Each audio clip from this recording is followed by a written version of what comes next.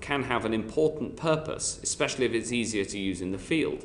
But you wouldn't use it for other purposes where you might want to know if somebody is not yet infectious, but may potentially have the disease. So there are different tests that have different use cases. I don't know if Jenny wants to come in on this point as well. If I could just give another example. So out of 96,000 people without symptoms who were tested in Liverpool, there were only 842 of them that went on to have a positive test. And given that those people generally have a high viral load or are actively shedding it to some degree, I wonder what check has been done on a sample of the 96,000 people who didn't test positive to actually establish whether they were carrying the virus and were infected. I'm going to bring in Jenny Harris on this point, and then I'm going to move on to Sarah Owen. Jenny Harris, do you want to just address that point? Thank you. Yeah, thank you. And it may be helpful if we send in a note afterwards to explain this, because it's quite technical. That will be helpful, thank you.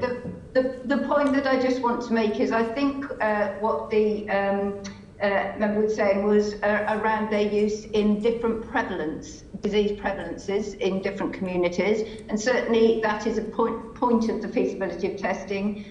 These tests vary between 57% and around 75%, depending whether they are experienced users or not. So where they're being used in healthcare settings, that's absolutely fine. Where they are used systematically, say for example for a visitor who continues to visit regularly to a care home, that's likely to be very good as well. The specificity is around 99.5% as opposed to a gold standard of 99.95%. So all of these things are absolutely taken into account, and the comparator is they will work very well over the infectious period. Often a PCR test will pick up small amounts of viral disease. It doesn't mean that the individual is necessarily infectious. So I think all those things have been considered, and we're happy to send in a separate note afterwards to confirm.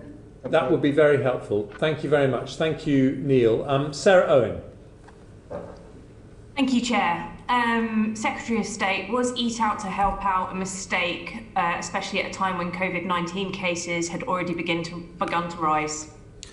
Well, you always have to balance the needs of all the different considerations, the economy and the hospitality sector in particular, with the direct impact of NPIs. And that's what we do all of the time. Obviously, supporting the hospitality industry has been a very, very important part of trying to get through this. And in particular over the summer, when the number of cases was incredibly low, and many people could enjoy hospitality outdoors. I mean, you talked about the economic impact, but in places like mine in Luton North, we actually got the lowest money from Eat Out to Help Out, only £25,000. You've claimed nearly double that in takeaways for your own team. So I'm just going to ask a couple more questions about Eat Out to Help Out and whether you believe that that was the right thing to do for the health of the nation. In making big policy decisions like Eat Out to Help Out and the restrictions in the tier structures that soon follow, why don't you and will you consider publishing risk, impact and possibly transmission assessments for places like restaurants, pubs, gyms, schools and outdoor activities? Well, Jenny can speak to the science around the transmission of individual places, but I just wanted to pick you up on one thing. I haven't claimed for anything, right? No, I've asked you specifically whether you will publish risk assessments for places like restaurants, pubs, gyms, schools and outdoor activities. Well, I was going to ask Jenny to come in on the already enormous amount of published information. I'm sorry, publishing those assessments is within your power, not Jenny's. I'm terribly sorry. Firstly, I was answering a specific accusation in the first question, which I reject. You mentioned the amount of meals that we provided in the department and for the NHS, by the way, during the peak. And I will defend to the death the fact that when people are working 7 days a week, 18 hours a day, then it's perfectly reasonable that we should feed them. And that is, I think my team are amazing and have pulled an amazing shift this year, and they deserve to be fed whilst they're doing that work. And I joked on the radio that this is probably the best value for money food that you could ever buy, because it allowed the people who are working so hard to tackle this pandemic to keep working. And and as for the accusation, which I don't know whether it was intended or not, that I personally had claimed for anything, is completely wrong. I have, like any minister, I've absolutely, well, not any, I mean, I have absolutely no personal interest in any of this other than saving lives for the nation. Having said all of that... Okay, so in terms of saving lives for the nation, will you publish risk, impact and/or transmission assessments for things like restaurants, pubs, gyms, schools and outdoor activities, particularly when you have big policy decisions like Eat Out to Help Out? So I was going to come on to that other part of your question and ask Jenny Harris to come in to describe the evidence that we have already published in this space. So the reason that I'm doing it that way is because we already publish a huge amount of evidence, as much as there can be. Now, the evidence isn't perfect because this is an imperfect science. Jenny can... Why didn't you publish the risk or impact assessment on Eat Out to Help Out before taking that decision? Because we make decisions based on what we think is the best balance in a difficult circumstance where the evidence base is imperfect. And maybe Jenny can set out the evidence base that we have, which we extensively publish. Thank you, Secretary of State. I think one of the points to answer in response to that question is actually the timing of our knowledge. So over the time period since the start of the pandemic, it's become increasingly clear, for example, that aerosol transmission and therefore ventilation is a really important part of managing risk with this infection. So I think whereas at the start of the pandemic we could make general statements to say, which we'd recognise in public health terms, that if you are in close prolonged proximity to individuals in an environment with poor ventilation, particularly in the winter, and you're there for social reasons, so the absolutely classic example would be a bar or a pub. What we do know now is going forward that we have more evidence accruing over the summer period, which now leads us to recognise particularly that that increased likelihood of aerosol transmission is very much associated with things like singing and speech, which tend to be louder, for example, in social settings, aerobic activity, and places where you're not wearing face coverings, so obviously particularly where you're eating, where you're at the gym, where you're at parties, family gatherings. So there is a mechanical element to the risk associated with this, and then the sort of triangulation is to say, well, what happened in those areas, in those tiers where different interventions have been put in? And what we find looking back is in areas of where there have been hospitality interventions, if you like, we can see there has been some impact. And then there is direct epidemiological evidence, which again is difficult because you are looking at clusters of disease. People often won't remember precisely where they've been or how many people they've been with. So they will often translate that through to, I was at home. That's the time you spend most of your time. But where that has been looked at in detail, there are large clusters right across the world, for example, in Japan, in Hong Kong, in Seoul, where we can see the association between hospitality and leisure venues and cases. And then the sort of gold standard is looking at genomics, where you're actually tracking a particular virus backwards. And where they've done that, for example, in the States, CDC Atlanta, you find broadly a risk ratio of about 2.8 to 3.8 in relation to hospitality settings. Thank you. Thank you, Dr. Does that Harris. answer your question, Sarah? It does. The only other question that I had was, well, I might as well ask Dr. Harris, what role did she think the Eat Out to Help Out scheme has played in the imposition of the current national lockdown? So I can't answer. As the Secretary of State had said, obviously it was a summer month period, and that's very different to now. From a public health perspective, now a hospitality setting going into winter where people are indoors and ventilation is much lower is a much riskier time period. And going back to some of the earlier comments, it's very difficult because, as we all recognise for this, there are behavioural elements, there are modelling elements, and there are mental health elements as well. So it's quite difficult to produce one quantitative assessment of that. Thanks. Thank you very much. Paul Bristow next. Thank you, Chair. Secretary of State, the Treasury's Chief Economic Advisor has said that there are no specific estimate of the economic impacts of non-pharmaceutical interventions has been made. Is that correct? It would be a matter for the Treasury, and I've got no reason to think that she's wrong. Well, there's obviously a balance to be struck over restrictions, and that applies again regarding the treatment other than health conditions. Are you confident that the NPIs will be shown to be beneficial overall? 100% I am, yes. So if I answer the question a different way, of course we understand the economic impact of the NPIs. Of course we do. And in fact, in the cabinet papers that are prepared for the decision-making meetings, a description of the likely economic impact is made. The first question you asked was specifically about quantifying that. It is really, really hard to do that. But we, of course, understand the impact and feel it and take it into account. In a way, that's why we tried to run the tiering system for as long as possible until it became obvious that we needed to go to a national lockdown.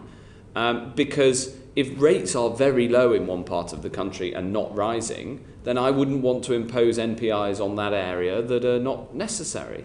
And that's one of the insights behind why I came up with the tiering system in the first place, was to try to protect some parts of the country from having NPIs that are necessary in other parts of the country but not there.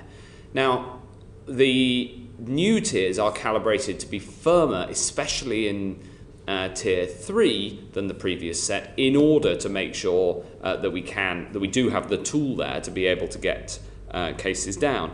So I suppose my answer to your question is yes, we know, we understand, and we feel the economic impacts. Of course we do, but the quantification is extremely hard. Do you want to come in again, Paul? Do you think deaths averted and perhaps... Yes, if I could, Chair. Do you think deaths averted or quality of life years saved are the only really relevant factors here? I mean, do you not think perhaps unprecedented harm to freedoms and liberties and normal life should be part of those considerations? Yes, I absolutely do. I think you've got to consider all these things. This comes back to the debate we were having at the start of the session about following the science versus being guided by the science. You know, because the medical science is only part of the equation to come out with the best judgment that you can. And I think sometimes, people overestimate the amount of information that there was, especially in the early days. Of course, the decisions in terms of impinging freedom weigh heavily on me and certainly on the Prime Minister. The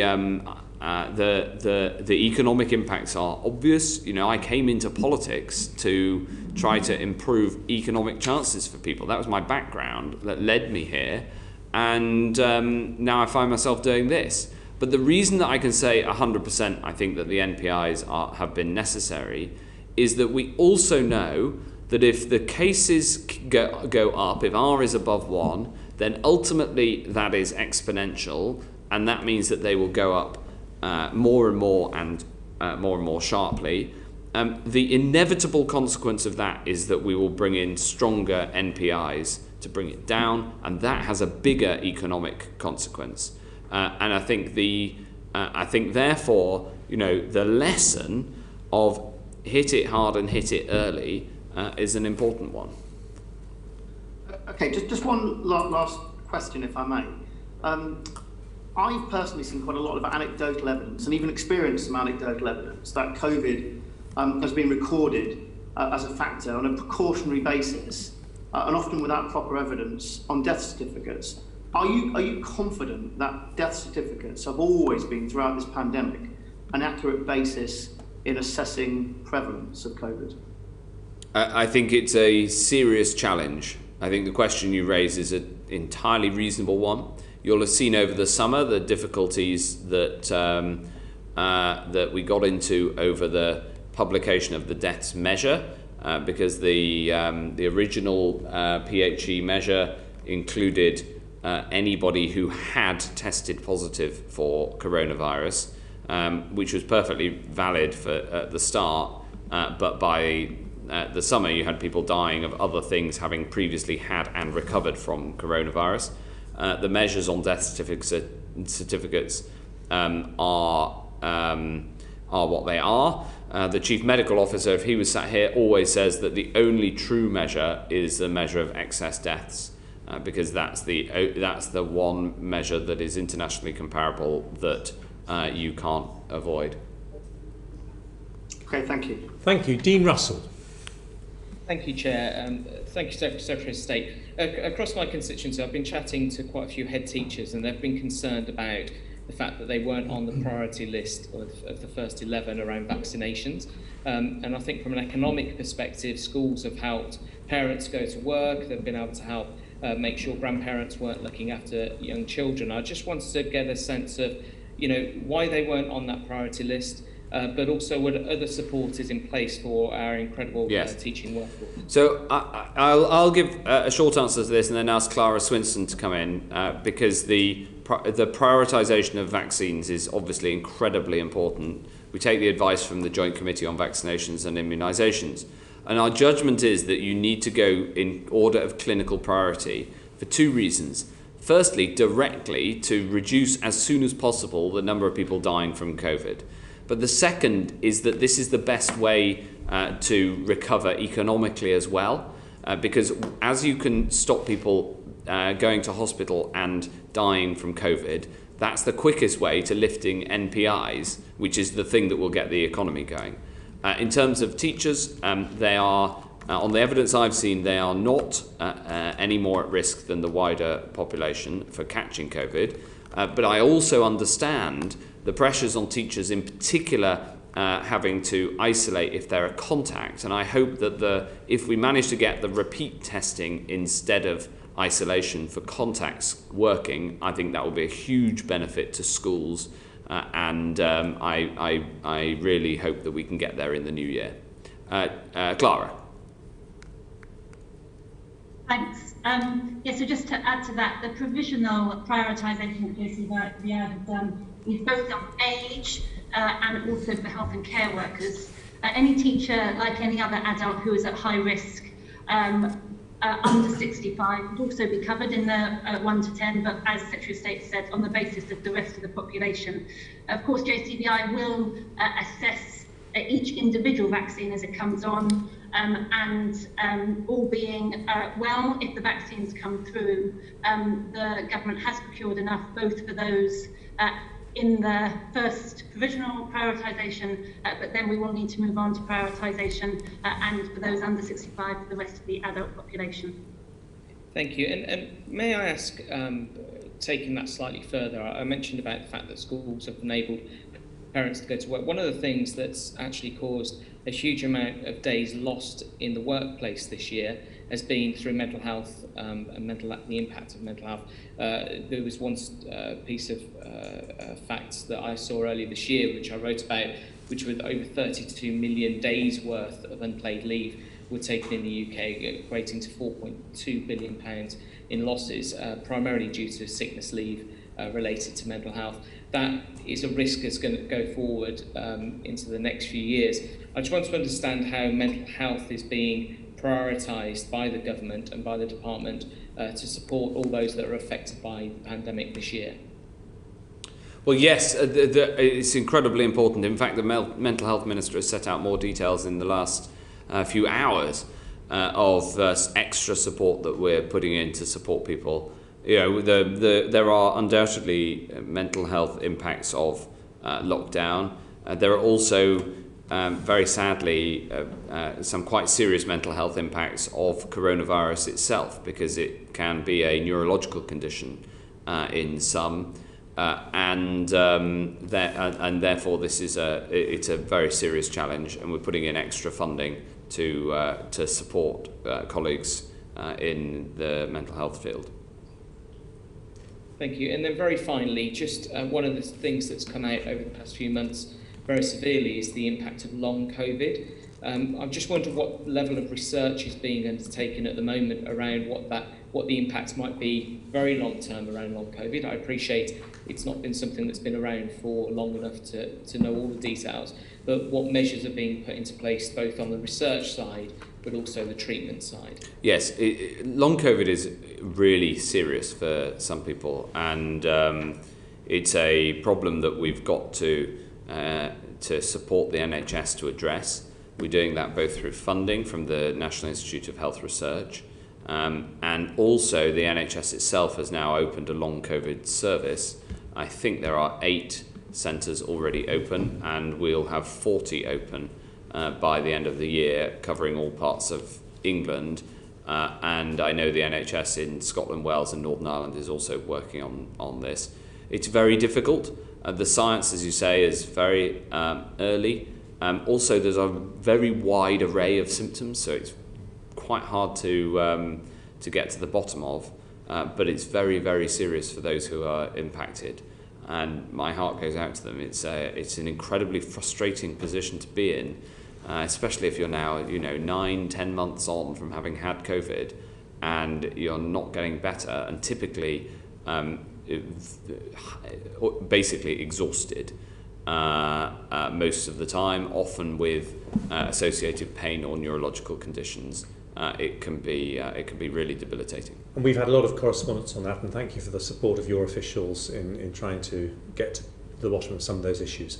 Greg Clark. Thank you, and thank you, Secretary State, for appearing before us today. In its minutes on the 21st of September, in considering the lockdown measures, Sage said, and I quote, "The policymakers will need to consider analysis of economic impacts and the associated harms alongside this epidemiological assessment, and that the work is currently underway under the auspices of the chief economist." Yes. Are you one of those policymakers? Are you Yes. part of the decision as to how lockdown measures are imposed? Yes, of course. I mean, this is a precise formulation of being guided by the absolutely. And you said that there's Sage advice and then there's other advice. Yeah. You referred to engineering advice. So, given that you're part of the policy making team that makes the decisions, have you seen the economic advice? I have seen economic advice, which is prepared ahead of those meetings. The previous discussion we had on this was based on, I think, it being incredibly hard to have a numerical estimate of the impact of any measure, not least. But there is advice. There is written advice and papers. There is written advice in the cabinet papers. So why can't we see it? We see Sage papers. They are published. Our committees have called for and resulted in the publication of all of the papers that Sage considers, and indeed the minutes of their meetings.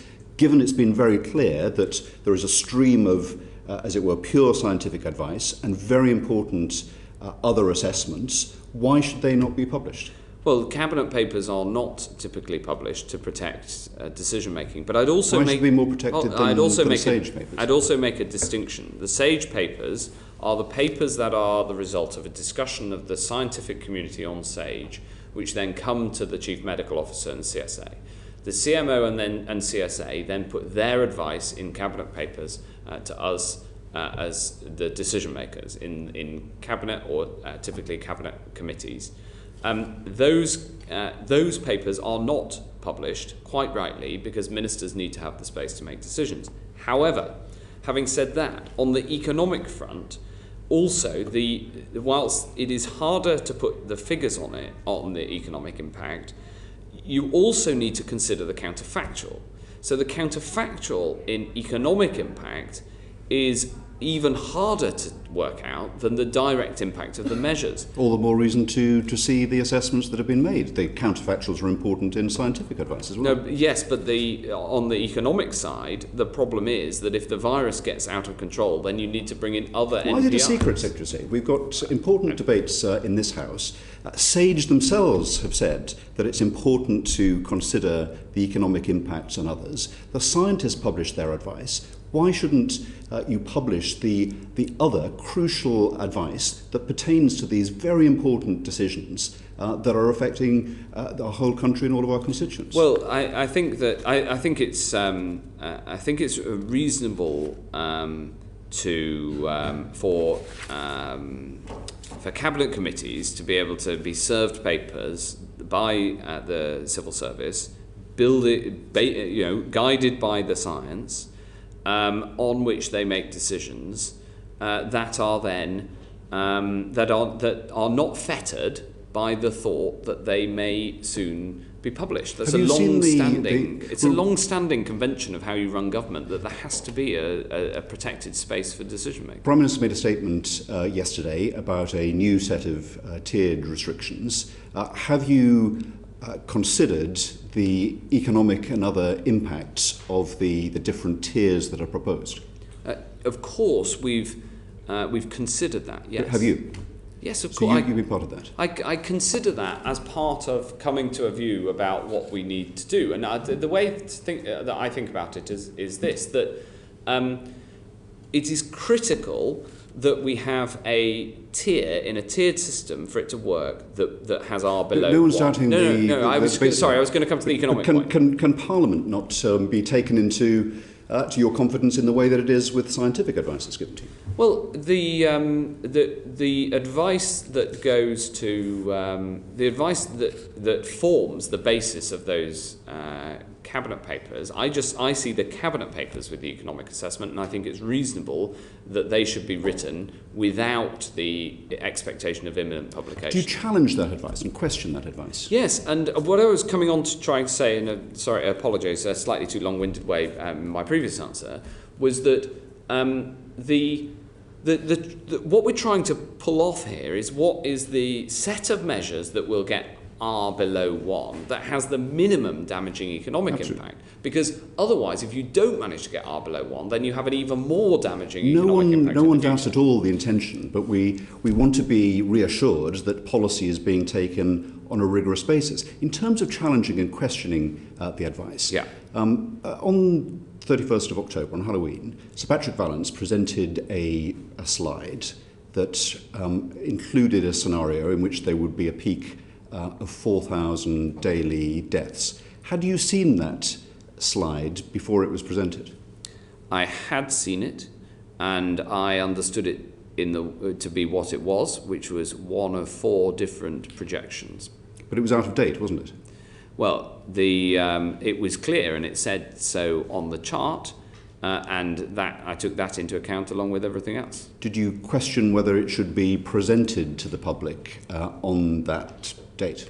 I thought it was a reasonable judgment for the CSA, not for me. Even though there was other more recent advice, part of your challenge wasn't to suggest that actually the more recent data should be used. No, I thought that presenting a series of options was important because it made it clear and absolutely crystal clear to anybody listening to that presentation that these things are not certain. Right? We're not dealing in a world of knowing exactly what the consequences of each decision will be. You've got to deal in a world of uncertainty. That's one of the biggest challenges of the whole pandemic. It's been useful to see that advice, and there's been some scrutiny of it, but we don't have the chance to do that with the economic advice and the other assessments. Would you consider making that available to Parliament? I will talk to the Chancellor about it. Thank you. Barbara Keeley. Thank you, Chair. Secretary of State, I've got a few questions on visits to care homes and also on COVID and people with learning disabilities. First on visits, why has it taken more than a month to begin the pilot of regular testing for care home visiting when vulnerable people with dementia have been denied visitors for so long already? And when will we see the rollout of visits to other areas of the country? Yes, well, we have had those pilots running now, and it hasn't taken. There hasn't been a delay in this. It's been about getting it out as quickly as can safely happen. And the debate about visiting in care homes, it has to take into account both sides of this equation. Sometimes I think that the public debate is only about the restrictions against visiting. There's also the vital importance of protecting people who live in care homes from COVID, which we all understand. And in the second peak, in fact, the proportion of people in care homes, the proportion of people who died who live in care homes is lower than first time around. These are some of the lessons that we learned. So we have to act carefully and cautiously. I hope that the rollout will be able to be available to all care homes by Christmas, and that is the goal that we're working to. Okay, thank you. On COVID and people with learning disabilities, Public Health England has recently published data suggesting people with learning disabilities are 6 times more likely to have died from COVID-19 than the general population. Yet the response we've seen so far from ministers is that there's going to be a review of that report. What action can we expect on that level of disparity in deaths from COVID among those people with learning disabilities? Well, ensuring that we protect people with learning disabilities is obviously absolutely critical, and we look into it in terms of in the same way that we look into all of those who are more affected by COVID. I'll ask Jenny to come in a second, but the critical part of that analysis before we get to the policy, which I'll come on to, is to make sure you also take into account comorbidities. Because we know that after age and sex, that obesity is one of the other major factors, and there are other comorbidities that we have to take into account. However, even taking all those comorbidities into account, there is a higher prevalence of mortality from COVID for people with learning disabilities. And of course we consider that when we are looking at the clinically extremely vulnerable group and the support that we give them, and it's through... But they're not... If I could say people with learning disabilities are not clinically extremely vulnerable. I mean, one of the points you might want to take into account is that care staff working with people with learning disabilities didn't get access to regular testing till at least September. I mean, this report from Public Health in England has been out for some time, and I really feel there hasn't been any attention to the needs of people with learning disabilities, but certainly testing wasn't rolled out. Well, it was as we were building the capacity of testing, we discussed the capacity of testing earlier in the session. One of the, people talk in the abstract about this capacity for testing. One of the reasons it matters is to be able to do, as we did in September, exactly what you say, and also be able to roll out testing to enable visiting in care homes. It really matters, this testing capacity. It's not just care homes, though. A lot of people with learning disabilities also live in a supported basis on the community, and there hasn't been community testing. Of course. These weren't prioritised, were they? Of course they are. What matters is the clinical risk. I just want to pick up a couple of things. You asked me a question about care homes, which is why I answered about care homes. And when it comes to the clinically extremely vulnerable, of course there isn't a blanket. All those with learning disabilities are clinically extremely vulnerable, but there are groups where that vulnerability can be assessed. I think it's worth bringing Jenny Harries in, because this is her area of specialism, and she's done an incredible amount of work in trying to get the best possible to support. Okay, as long as I could clarify, my first question was on care homes. This question is about people with a learning disability, and they don't all live in care homes. Some of them do. Quite a lot of them live in mental health units. Should I pick that point up? So I'm very familiar with the PhD report. I've reviewed it myself, and also there was another report recently, the Lader report published by NHSE, which was more a qualitative assessment of deaths in those with learning disabilities, but nevertheless was an important source. And in fact, the Minister of Care has asked the SAGE subgroup, which I chair on care, since July to look at both of those reports, which we did, I think it was last Friday, it's very recently, because of the potential importance of the information. The point, there's one very basic point that we all need to learn going forward, which is the data is extremely unreliable. Now, that's not to get away from the founding of the report, but it's to say that a key point going forward for learning disabled populations is to ensure that primary care data is really, really strong on learning disability, and particularly on ethnicity as well. And the reason I mention that is because it makes it very difficult to understand the true risk which is inherent in some of the data that's presented. PHE report is very much extrapolated data because that's the only way they can handle it. So really important points for learning disability going forward is around the data.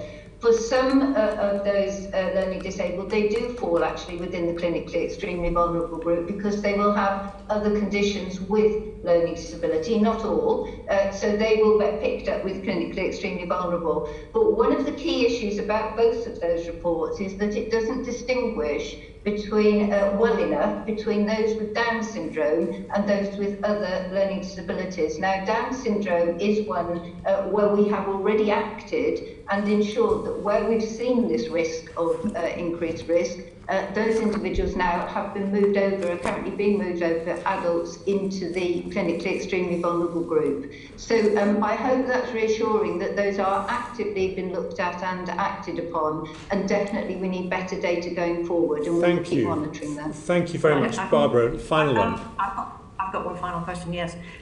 Back to visiting, because it isn't just about older people. Many families of people with learning disabilities in those care homes or mental health units are not able to visit. There's a lot of blanket bans on visiting for those families, of those younger people.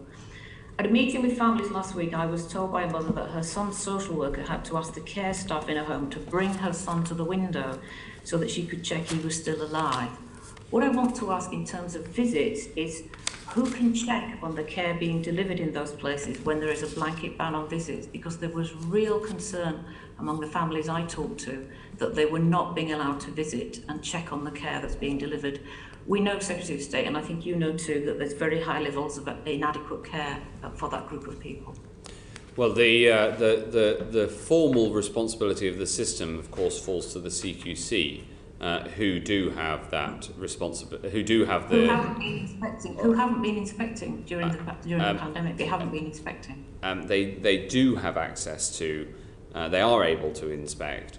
But I appreciate that the reason I said that is the formal responsibility, because of course a huge amount of the checking and looking after people in these settings is of course family and loved ones, and I hope that we'll be able to get them visiting soon. Thank you. Final thing, could I just say, would you make that a priority? Because I think that's an important commitment. Yes. Thank you. I just want to follow up on that issue of potential discrimination against people with learning disabilities. The vaccine guidance issued by JCVI says that all older people, including a healthy 65-year-old, has to get the vaccine before anyone with learning disabilities under the age of 65 will get it. Could you just look into that? I know that vaccine guidance is continually under review, but could you just look into that and let us know whether, on the basis of some of the questions that you've heard, that is something you would reconsider? Because for people with learning disabilities who have this much higher chance of fatality from COVID, that feels discriminatory. Yes, and in fact, I've already asked Professor Van Tam, who is our clinical link to the JCVI, to consider exactly this question. JCVI are rightly an independent clinical group, but it's totally reasonable for my clinical advisors to ask them questions, and I've set that in train. Thank you very much. Laura Trott. Thank you, Chair. Secretary of State, when you were last in front of the committee, I asked you about parental access to neonatal units. Bliss, which is a charity which supports premature and sick babies, is still reporting limited access for parents. What's being done to address this? Yes, I think this is incredibly important, and we changed the national guidance to the NHS to allow for and encourage visiting, and I think that guidance should be followed. And in cases where units are not allowing parents unfettered access, what is the process for fixing that? Well, the process for fixing that is that it's a responsibility for NHS England and NHS Improvement as essentially the regulator of hospitals. I think we need to have a continued drive to open this up and use testing to give people additional assurance that having a partner with you can be done in a safe way. And so to follow up on that, is a testing regime being considered for parental access to neonatal units and also paediatric wards? Yes, it's being considered, but we're not there yet. But I hope that we can get the clinical protocols signed off. And what will be required to do that? Is there any reason why it's being held up versus, for example, visits to care homes? Well, in the same way that visits to care homes are being piloted, we'll need to make sure that the clinical protocols are signed off to make sure that it's safe, and then the logistics of the rollout, which in this case should be relatively straightforward because they're hospital settings. Thank you. Do you have a time frame on that? I can't give you a time frame today, but I'll write to the committee when we've managed to establish one. Thank you. If that's Thank you, okay. Chair. Thank you very much. Aaron Bell has a follow-up question. Thank you, Chair. Secretary of State, following up from actually the very first question that Jeremy Hunt asked at the start of the session about the impact of a vaccine on the future of NPIs, you obviously said in general terms we'd hope to release them. I mean, the reason that most people have been prepared to follow the NPIs at the sacrifice, and most healthy people, is because they understand their responsibility to the most vulnerable in society. But my question is, how far down the priority list do we have to go before we can start to take off those MPIs for everybody else? Because if we get down to 0.7, say, moderate risk of adults under 65 years of age, once we've vaccinated them, doesn't the case for the MPIs dissolve? We're not at that point, people can take their own risks about seeing people, about socialising, all those sorts of things. Well, that is absolutely the goal, and there's a couple of things that make it challenging in practice. The first is, of course, when you say vaccinate, that has to mean both doses and then a short period after the second dose. So that means that this isn't immediate. One of the current vaccines that's with the Pfizer vaccine requires 2 jabs 21 days apart. The AstraZeneca 2 jabs 28 days apart. So there's a bit of time there that we need to go through. And we will need to obviously have the vaccination programme deliver to all those people. But I also think that should we manage to get the number of deaths, the number of hospitalisations down sharply because of the vaccination programme, i.e. if the vaccination programme works, and we should have confidence that it will because it has in the clinical trials, it's the safety data and that data that needs to be checked by the MHRA.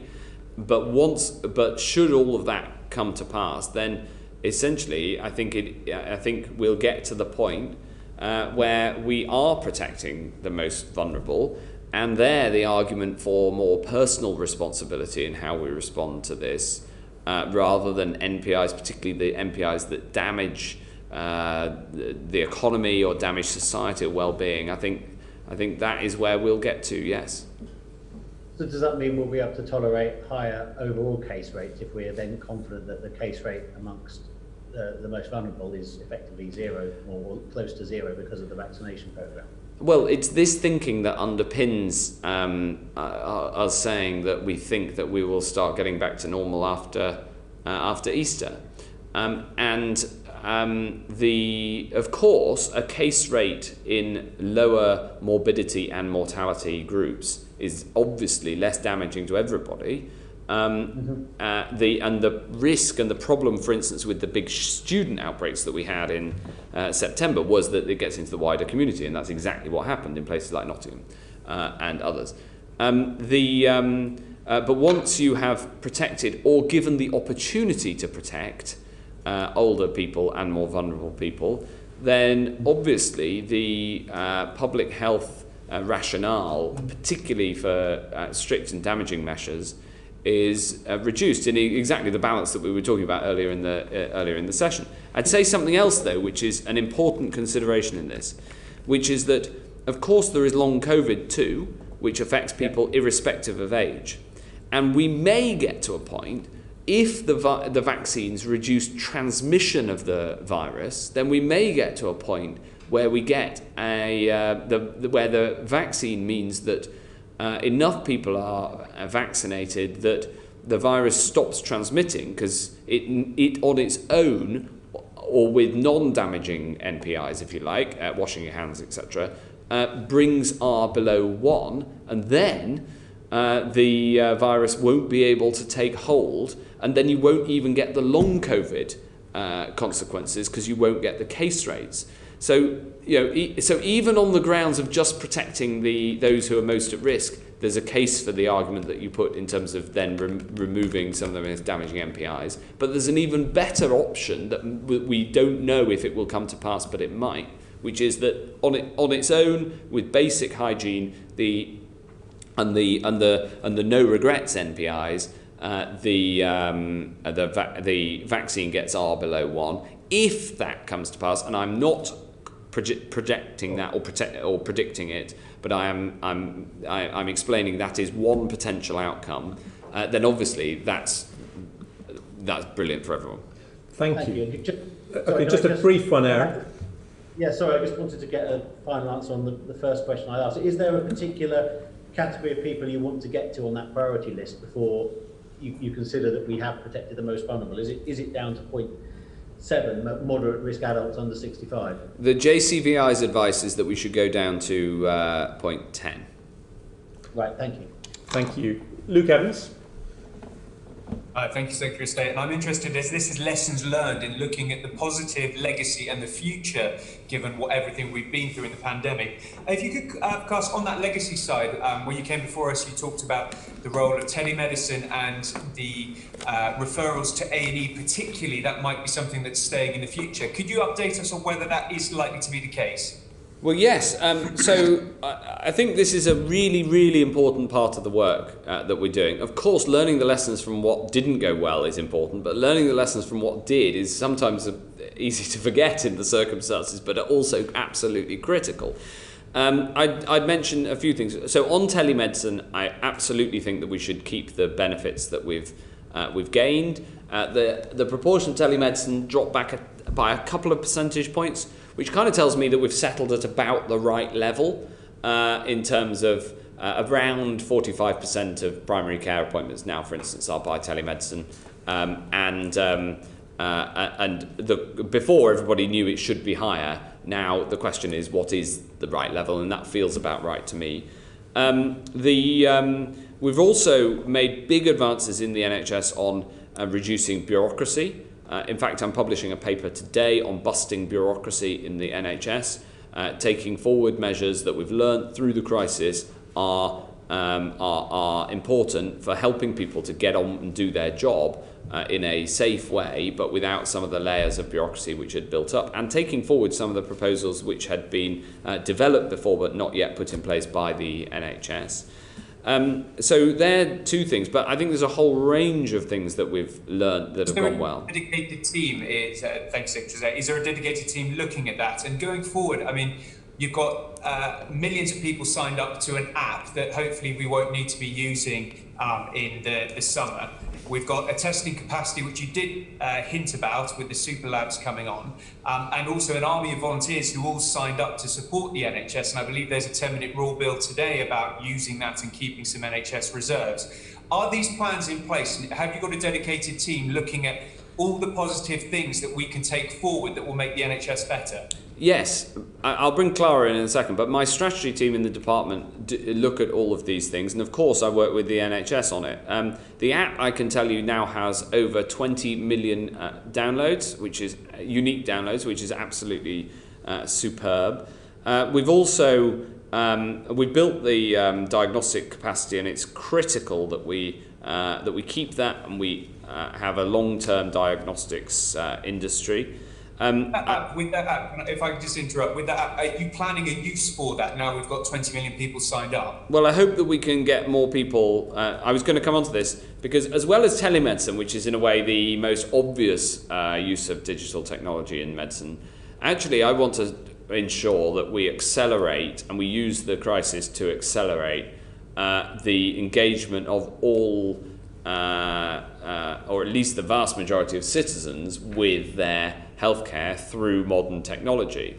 So you wouldn't do this directly through the app, the COVID app, because it's anonymous, but people are far more engaged with their health, and we can use some of the technology that we've had to build, that we were talking about before, to help to ensure that patients are more engaged with their healthcare and can easily access the data around their healthcare, and that we have better, appropriate data sharing within the health system, which can save lives.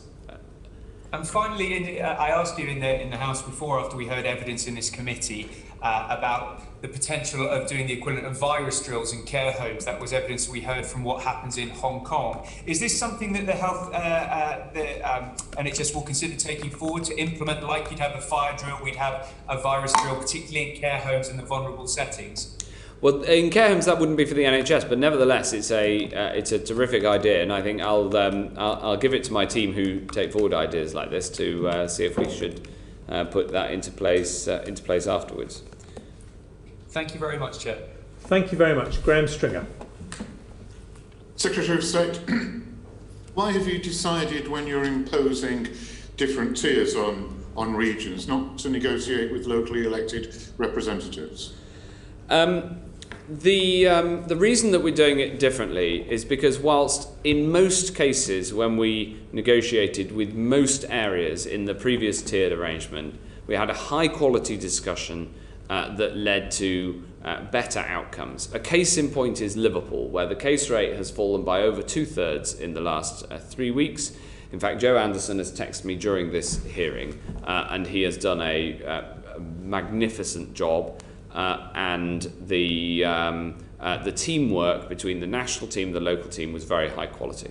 Unfortunately, that wasn't the case in all local areas. And sadly, are you talking about Greater Manchester? Well, that would be one example, but not the only one. But sadly, in the case of Greater Manchester, cases carried on going up whilst we were trying to put in place the measures that were necessary.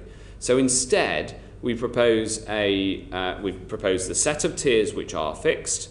A set of measures within the tiers which are fixed, also financial support which is agreed by formula rather than by negotiation.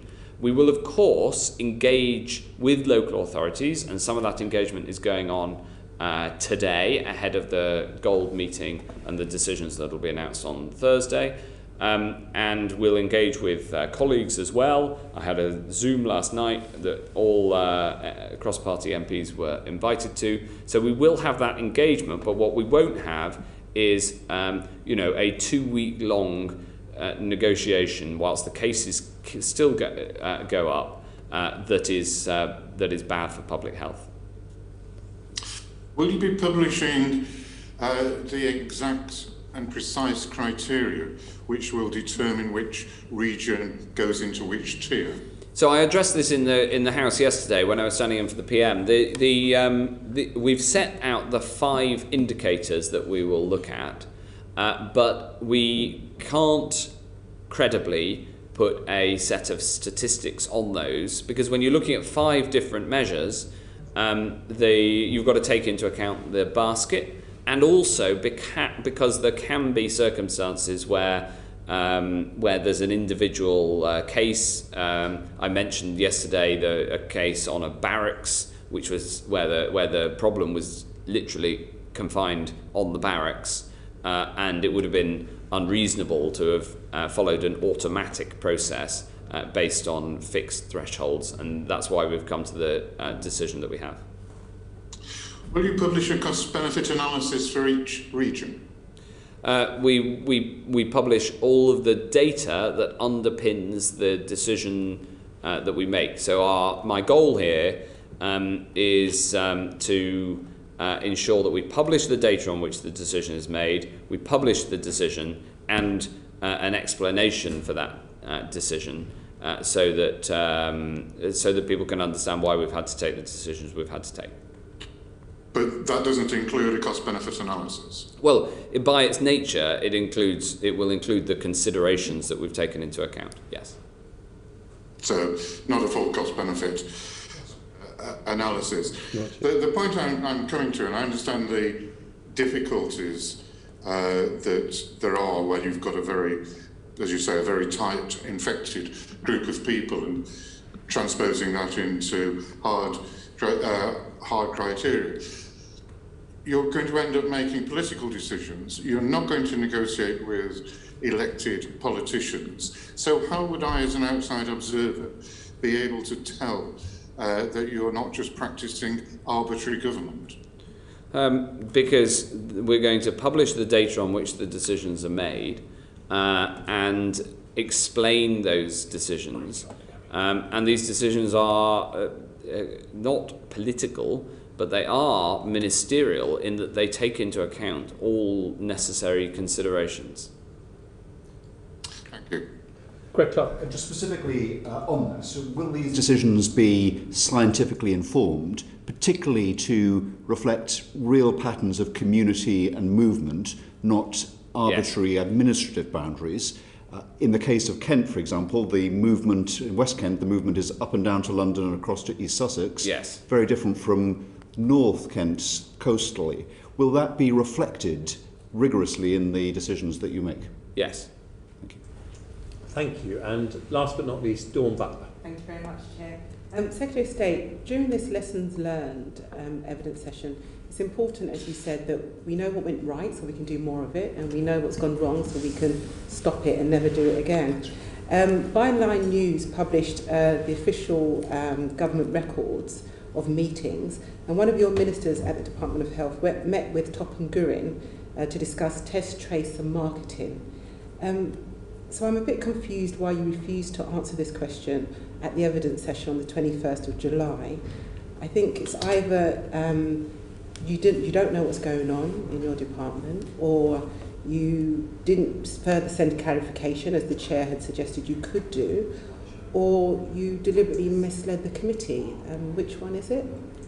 I'm sorry, I haven't deliberately misled the committee. I don't really understand the previous... So on the 21st of July I asked you the involvement of Topham Gurin with the test and trace with the Department of Health, and you said it's got nothing to do with the department.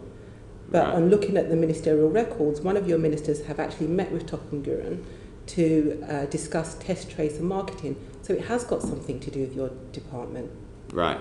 We meet an awful lot of people, and we meet people who can help us to tackle this virus. And as far as I understand it, Topham Gurin are an organisation which can help understand public sentiment, public views, and obviously the public's views are a material factor in how successful a public health intervention can be. It's not just about taking these decisions that we've been talking about and implementing them as we've been talking about. It's about how the public responds. So do you know the involvement of Topham Gurin and what they've done for your department? No. Okay. So, I mean, they were given £1.5 million to do marketing for your department. And they must have done a good job, because that contract's now been extended and they've been given another £1.5 million. They were given £3 million in total. I think it is really important that we understand the role that Topham Gurin has played in the department, and that you inform the committee what they've done and how they've done it, so that we know whether we've received value for money. Because your Minister Lord Bethell said that lots of contracts have been given by informal arrangements. And I wonder whether Topham Gurin were given this contract because they worked on the Conservative 2019 election campaign. As I say, Topham Gurin is an excellent organisation, and we use all sorts of excellent organisations in the Department for Health, and understanding the public's response to the actions that were taken are absolutely critical. Yeah. So I don't think there's any issue here at all. I mean, it is interesting that you say that they're an excellent... Also, there's a point about formality. All contracts in the department are properly signed off, and that's done by the brilliant civil service team, taking into account the conditions at the time. So Secretary of State, I think the National Audit Office recent report would says something very differently. No, on the contrary, and it's worth. Fact, if I can just respond to that point, the National Audit Office report demonstrated that within the department there are sign-off steps that make sure that even though we had to move incredibly fast in order to save lives, all contracts were signed off properly and appropriately within the civil service, within the rules. And in fact, the fact that the National Audit Office is then able to come and audit all of these contracts demonstrates the transparency of the system within which we operate. Secretary of State, the National Audit Office says that all the paperwork is not present that they need to enable to follow the trail of contracts that have been issued. But there's 2 points I just want to quickly make. You said that Topham Gurham is a great organisation. Well, they have been found during the general election 2019 that 88% of their most shared adverts online between the 1st and the 4th of December contained misleading information. I'm not quite sure that qualifies them as a good organisation, but just going back to the National Audit Office, National Audit Office said that a company was put in the high priority lane by mistake. How is that possible, Secretary?